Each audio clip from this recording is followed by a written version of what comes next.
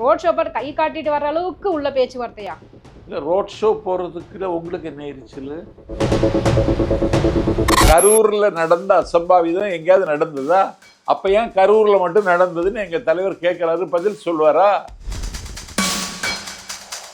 பொன்ராஜ் என்கிற பேர்வழி இன்னைக்கு தாவேக்காவில் இருக்கிற பெண்கள் எல்லாம் விபச்சாரிகள் இன்னைக்கு இப்படி சொல்றாங்கல்ல, இவங்கெல்லாம் திமுக ஏவி விடக்கூடிய ஆட்கள். திருத்தணிமலையின் எல்லையிலிருந்து தென்குமரி வரைக்கும் இருந்து ஆட்களை வர சொல்லி காசு கொடுத்து ஊர்தாலி எடுத்து கூட்டம் கூட்டி, இதுக்கு பேர் மாநாடா? எங்களுக்கு அப்படியா? நாங்கள் ஒரு கூட்டம் நடத்தினா அதுக்கு பேர் மாநாடு. 82 நிபந்தனை விஜயமங்கலம் கூட்டத்துக்கு, 52 நிபந்தனை. மக்கள் பாதுகாப்புக்காக தானே சார் நிபந்தனை போடுறாங்க. கேளுங்க, நிபந்தனை உங்களுக்கு ஏன் நிபந்தனை இல்ல? அவங்க கூட கட்சிக்கெல்லாம் போனா யாரும் இறப்பது இல்லையே சார், யாரும் மயக்கம் அவங்களுக்கு தான் கூட்டம் வர்றது இல்லையே சார். இந்த பக்கம் நீங்க பாத்தீங்க அப்படின்னா, இப்போ சிபிஐ வழக்கு விசாரணை முடிஞ்சு பாத்தீங்க அப்படின்னா, ரோட் ஷோ பண்ணிட்டு கையாட்டிட்டு வந்தாரு விஜய் அவர்கள். அதுல பார்க்கும் போதே வந்துட்டு உள்ள ஏதோ பேரம் நடந்திருக்கு போலவே அப்படின்ற மாதிரியான ஒரு தோற்றம் வந்து வெளியாச்சு. என்ன நடந்துச்சு உள்ள? ரோட் ஷோ கை காட்டிட்டு வர்ற அளவுக்கு உள்ள பேச்சுவார்த்தையா? இல்ல, ரோட் ஷோ போறதுக்குள்ள உங்களுக்கு என்ன எரிச்சல்? இதுல எரிச்சல் இல்ல, போனவ சிபிஐ விசாரணைக்கு, அதுலயும் அவ்வளவு மகிழ்ச்சி ஆரவாரம். இது வந்து எதிர்கட்சிகள் அவர் குற்றவாளி இல்ல. அவர் குற்றவாளியாக இருந்திருந்தா திமுக அரசு அவருக்கு மேல எஃப்ஐஆர் போட்டிருக்கா? அவரை பார்க்க வந்து கூட்டின கூட்டம் தானே சார் எங்க கரூர். அப்ப ஏன் அவருக்கு மேல எஃப்ஐஆர் போடல? சிபிஐ என்கொயரி எதற்காக? அந்த ஏன் அங்க நடந்தது? விக்கிரவாண்டியில அசம்பாவிதம் நடக்கல, மதுரையில அசம்பாவிதம் நடக்கல, திருவாரூர்ல அசம்பாவிதம் நடக்கல, நாகப்பட்டினத்தில் அசம்பாவிதம் நடக்கல, பாண்டிச்சேரியில் நடக்கல, நாமக்கல்ல நடக்கல, விஜயமங்கலத்தில் நடக்கல, சேலத்தில் நடக்கல, ஏன் கரூர்ல மட்டும் நடந்துச்சு? சேலத்தில் ஒருத்தர் இருந்தாரே சார், அசம்பாவிதம் அது. அது ஒரு காக்கா வலிப்பு வந்தவன், தமிழனே இல்ல அவன், அவன் அதுல வேடிக்கை பார்க்க வந்தான். தஞ்சாவூர்ல இருந்தாரு அவரு சார். யாரு? தஞ்சாவூர்ல இருந்தாரு. அது ஒரு கல்லூரி மாணவர்.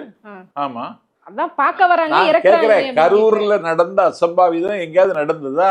அப்ப ஏன் கரூர்ல மட்டும் நடந்ததுன்னு எங்க தலைவர் கேட்கிறாரு, பதில் சொல்வாரா? அதனால அங்க வன்முறை நடந்ததற்கு பின்னால ஒரு பெரிய சதி இருக்கு. அதைத்தான் இன்னைக்கு சிபிஐ விசாரிக்கிறது. அந்த நிகழ்ச்சியில கலந்து கொண்டவர் என்ற நிலைமையில அவர்கள் விசாரணைக்கு கூப்பிட்டுறாங்க. உண்மையை சொல்லிட்டு வந்தாரு.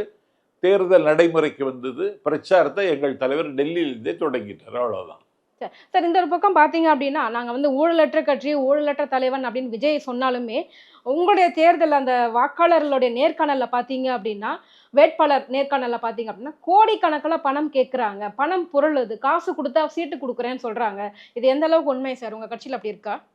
எங்கள் கட்சியில் அப்படி கோடிக்கணக்கில் பணம் கொடுக்குற ஆள் யாராவது இருக்காங்களா?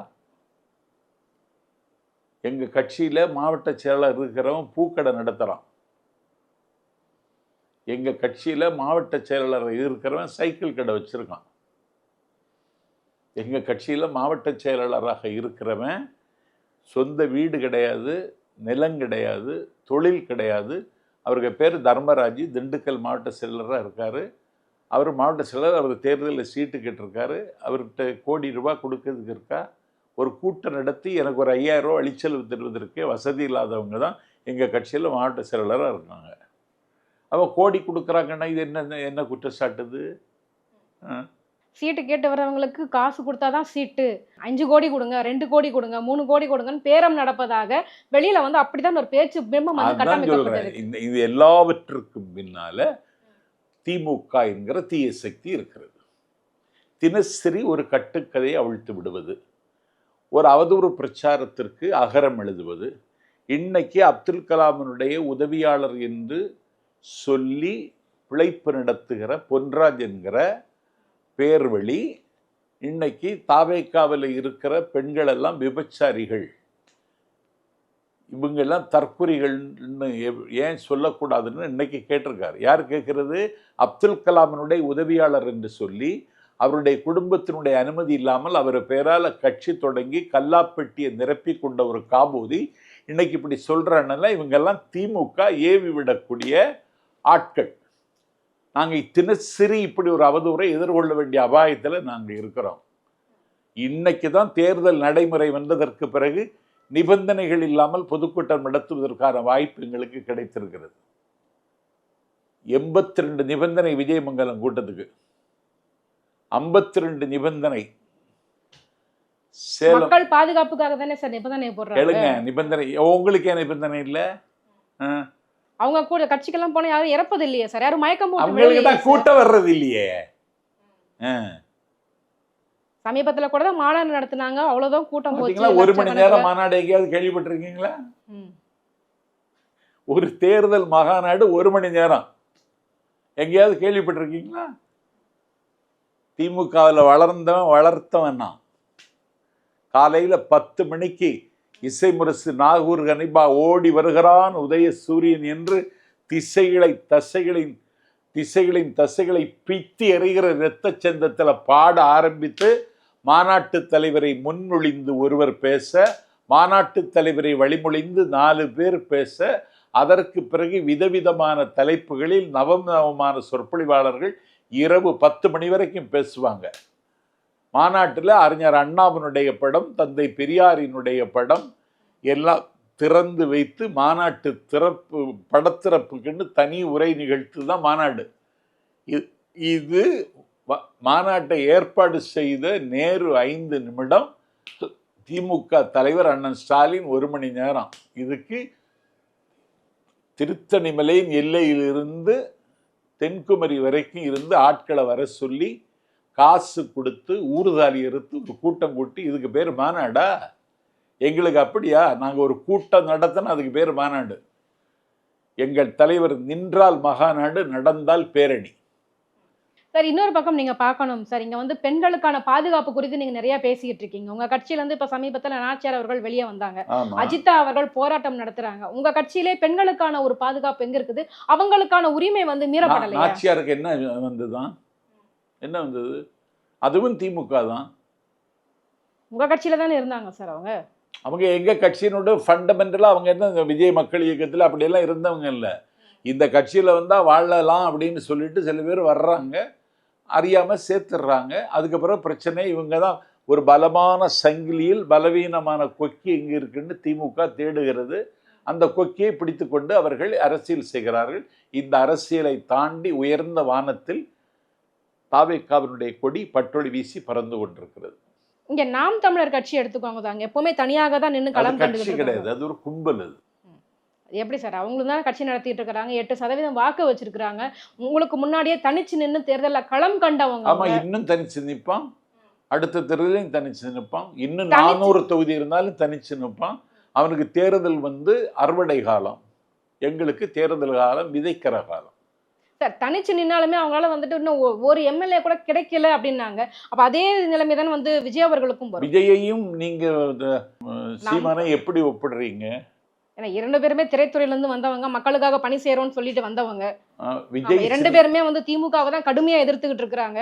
திமுகவை கடுமையா எதிர்க்கிறானா சீமான் வந்து யாருக்காவது கைக்கூலியாக இருந்து வாழ்ந்து பழகிப்பட்டவர் அவர். மூக்கா முத்து செத்ததுக்கு எதுக்கு அவன் துக்கம் விசாரிக்க போனான்? எதுக்கு போனான்? அப்படின்னா முரசொலி செல்வன் செத்ததுக்கு அவன் துக்கம் விசாரிக்க போகல. சீமான் பிழைப்புவாதிங்க, சந்தர்ப்பவாதின்னு சொல்லிட்டீங்க. தமிழ் தேசியத்துக்காக அவ்வளவு தூரம் பேசி, தமிழ் தேசியத்தை பற்றி அவனுக்கு ஏதாவது தெரியுமா? தமிழ்நாடுக்கு தனித்தமிழ்நாடு வேணும்னு நாளைக்கு கேட்டுருவானா? கேளுங்க அவன்ட. தனித்தமிழ்நாடு கேட்டார் அண்ணா பெரியார். 10 லட்சம் மக்களை கொண்ட லக்சம்பர்க் உலகத்தில் தனிநாடாக இருக்கும் பொழுது, சின்னஞ்சிறிய ஜப்பானும் சீர்கட்ட பர்மாவும் உலகத்தில் தனிநாடாக இருக்கும் பொழுது, ஒரு சிங்கப்பூர் தனிநாடாக இருக்கும் பொழுது, தக்கான பீடபூமிக்கு தெற்கே 9 சாம்ராஜ்யங்களை வைத்து கட்டியாண்ட நாங்கள் ஏன் நாடு கேட்கக்கூடாது என்று நாடு கேட்டவர்கள். இந்த கேள்வி கண்டிப்பா நான் உங்ககிட்ட முன்வைக்கணும்னு நினைச்சிட்டு இருக்கேன். என்ன அப்படின்னா, இப்ப தமிழகத்தில் இருக்கக்கூடிய ஒரு அசாதாரண சூழ்நிலை என்ன அப்படின்னா, தமிழகத்தினுடைய உரிமைகள் வந்து பறிக்கப்படுது. மாநில உரிமைகள் பறிக்கப்படுது அப்படின்னு தொடர்ந்து வந்து குரல் கொடுத்துக்கிட்டே இருக்கிறாங்க இந்த ஒரு பக்கம். கண்டிப்பாக விஜய் அவர்கள் ஒரு முதல்வராக வந்துட்டாங்க. மாநில உரிமையை எப்படி அவர் மீட்டெடுப்பார் அப்படிங்கிற ஒரு கேள்வி இருக்கிறது. ஏன்னா வந்து கரூர்லயே வந்துட்டு பாத்தீங்க அப்படின்னா, மக்கள் அந்த பிரச்சனை நடந்த பிறகு உடனே போயிட்டாரு. ஒரு மக்களுக்காக எப்படி நிக்க போறாரு? மாநில உரிமையை எப்படி மீட்டெடுக்க போகிறார்? மாநில உரிமைகளை மீட்டெடுப்பது எப்படின்னு சொன்னா, இன்னைக்கு மம்தா பானர்ஜி மேற்கு வங்காளத்தில் முதலமைச்சர். எஸ்ஐஆர்ல திரிணாமுல் காங்கிரஸ் கட்சியினுடைய வாக்காளர்கள் நீக்கப்பட்டிருக்கிறார்கள்னு அவங்க போர்க்கொடி தூக்குனாங்க. உச்ச நீதிமன்றத்தில் வழக்கு தொடுத்தாங்க. கல்கத்தாவில் வரலாறு காணாத பேரணி ஒன்றை நடத்தி அவர்கள் நடந்து வந்தாங்க. உச்ச நீதிமன்றத்தில் வழக்கு தொடுத்து விட்டு உச்ச நீதிமன்றத்தில் வாதாடுவதற்கு ஒரு மாநில முதலமைச்சர் வந்த வரலாறு அது. உலகமே அண்ணாந்து பார்த்தது. உச்ச நீதிமன்றத்தில் வாதாடினாங்க. அவங்களே அதை ஃபேஸ் பண்ணாங்க. ஸ்டாலின் நிதி ஆயோக் கூட்டத்துக்கு கூட போகலையே.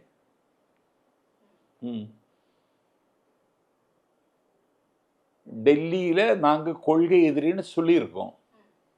ஆட்சிக்கு வந்ததற்கு பிறகு எங்கள் உரிமைகள் பறிக்கப்படுமானால் எதிர்வினை ஆற்றுவதற்கு தயங்க மாட்டோம். காவேரி பிரச்சனையில் ஜெயலலிதா கடற்கரையில் உண்ணாவிரதம் இருந்தாங்க தெரியுமா? இந்தியாவினுடைய நீர்வள பாதுகாப்புத்துறை அமைச்சர் சமரசம் செய்வதற்கு வந்தார். அது மாதிரி பணியாற்றணும். அந்த தெம்பும் திராணியும் திமுகவுக்கு இருக்கா? எங்க தலைவருக்கு இருக்கு. அது நிரூபிப்போம் நாங்க. கண்டிப்பாக சார். எங்க கேள்விகளுக்கு ரொம்ப சிறப்பான பதில் சொன்னீங்க சார். ரொம்ப நன்றி. நன்றி.